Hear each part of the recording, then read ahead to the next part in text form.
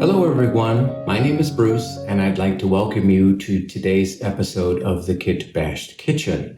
In today's episode, I'm going to share with you a Kit Bashed German gingerbread granola recipe. But more importantly, we're going to be solving a culinary mystery that has been plaguing gingerbread granola recipes since the dawn of last Wednesday. So now that I have you at the edge of your seat, you're probably asking yourself, to what culinary mystery is this strappingly handsome young man referring to? Well, that would be to capture the essence of an authentic German gingerbread flavor in a granola without partially or wholly replacing the traditional sweetener, namely dark brown sugar, with something else, such as honey. So now you're probably asking yourself, so why do many German gingerbread granola recipes perform this substitution? Well, that's because when you warm up brown sugar, it has a tendency to form a crystallized mass and not liquefy gracefully, and does not lend itself for soaking into your dry ingredients when that time comes. And you wind up making a mess. So by substituting it with something like honey, you solve that problem. But you also forfeit the molasses flavor that the dark brown sugar would impart into your granola. So rather than deprecate our molasses flavor, we're going to solve that problem. So we're going to do that by borrowing a technique for making homemade molasses. So when we warm up our brown sugar, we're going to be adding a little cream of tartar and a little lemon juice that will force the brown sugar to cooperate, liquefy, and remain liquefied long enough for us to mix it with our dry ingredients, and it will be every bit as soak-upable as if we used honey or maple syrup, for instance. So without further ado, let's turn up our oven to 300 degrees and then go over the ingredients to put this German gingerbread granola together. Our dry ingredients start with oats. To that, we will be adding some puffed rice, and then we'll add one more grain in the form of wheat germ if you can get it, but in my case, I'm using graham cracker crumbs here.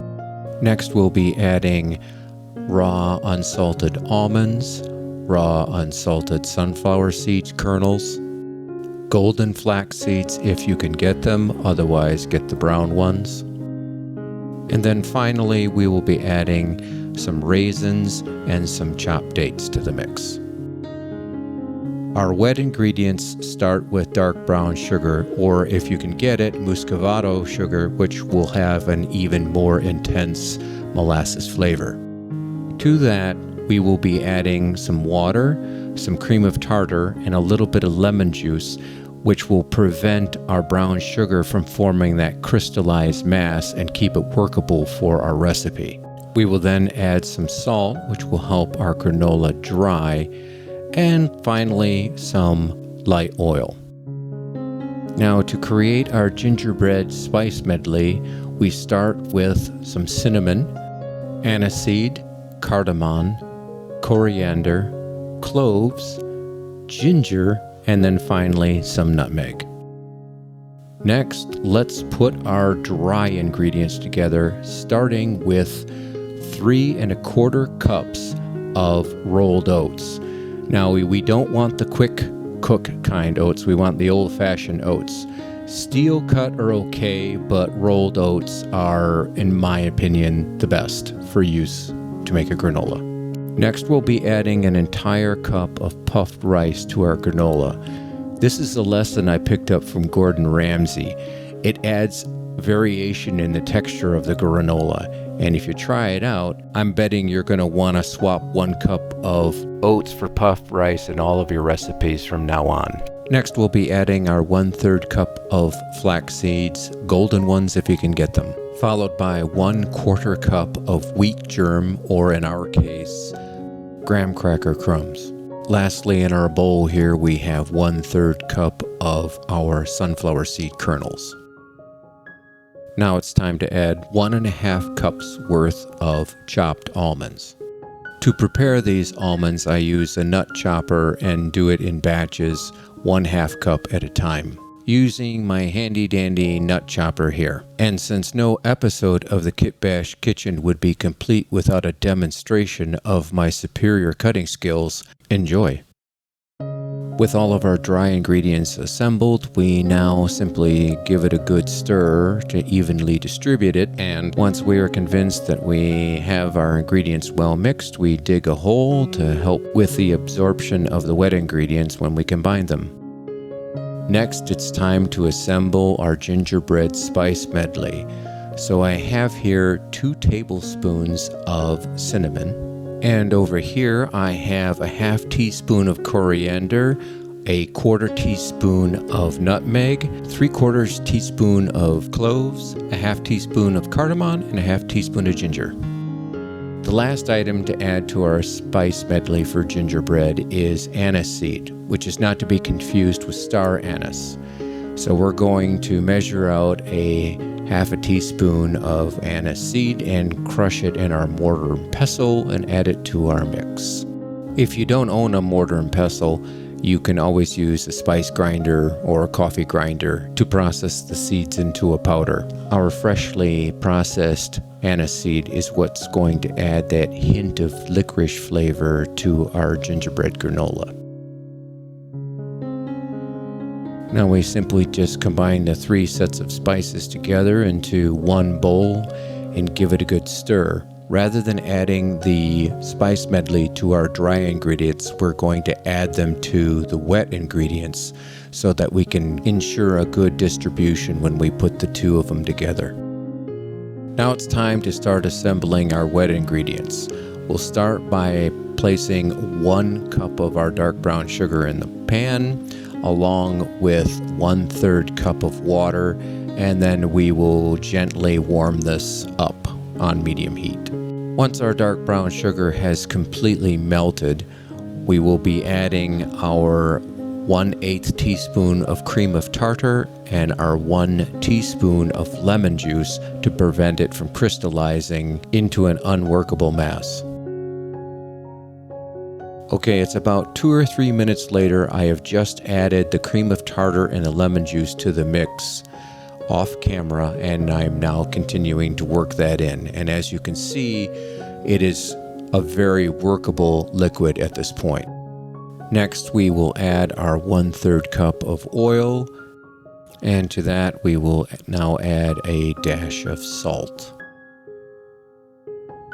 We then give this a good stir, and then we will add in our spice medley that we just prepared over on the counter. We then continue to stir our wet ingredients to work in the spice medley until we get a good even distribution. And as you can see, it's still a very workable liquid. Okay, now it is time to mix our wet ingredients with our dry ingredients. We simply pour our wet ingredients into the well we created in our dry ingredients, and then we begin to mix the 2 together, trying to ensure that we get a good coating on all of the granola. And every once in a while you're digging through and stirring, reach to the bottom of the bowl to make sure you haven't got a pool of liquid down there. As you can see, our cream of tartar and lemon juice really worked their magic, allowing for good absorption of our liquids into our dry ingredients. And it's now ready for the oven. We will be baking our granola on a parchment-covered cookie sheet, as you can see I have here. We then pour our granola out onto the parchment paper and spread it around with a spatula.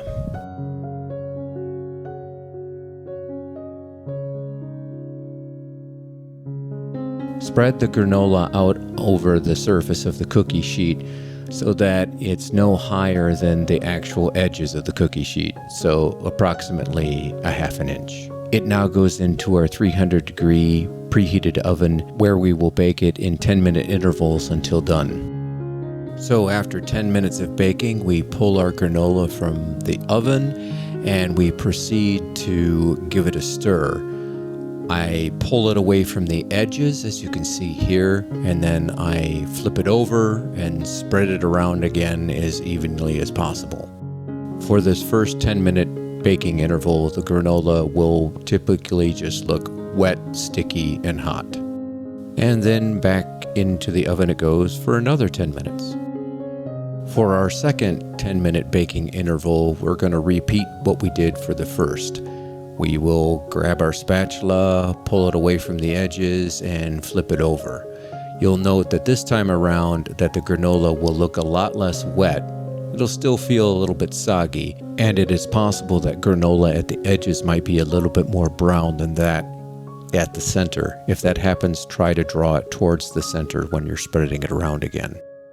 At the end of our third 10-minute intervals, we check to see if our granola is indeed dry, and in our case, it is. So at this point, we simply let it cool off prior to adding our last two ingredients.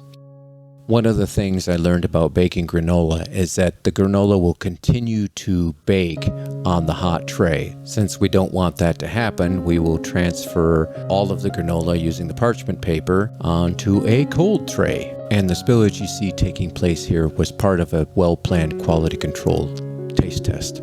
Okay, now that our granola has had an opportunity to cool off, it's time to add our last two ingredients, which is 1/2 cup of dates and 1/2 cup of raisins. We will just simply add them to the mix and give it a stir.